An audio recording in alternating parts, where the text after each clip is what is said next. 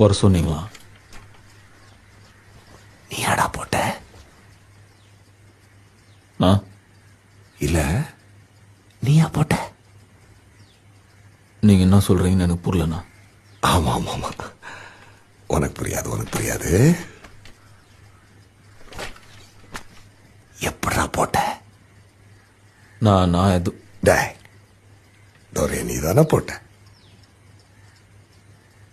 நான் என் பேரு காத்தவராயன். எனக்கு 2 தம்பிங்க ஒரு தங்கச்சி இருக்காங்க.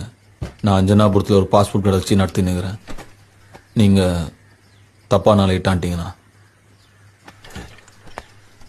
தனியா போய் போட்டியா இல்ல குரூப்பா சேர்ந்து போட்டீங்களாடா? நான் நீங்க என்ன பேசுறீங்கன்னு எனக்கு புரியலண்ணா.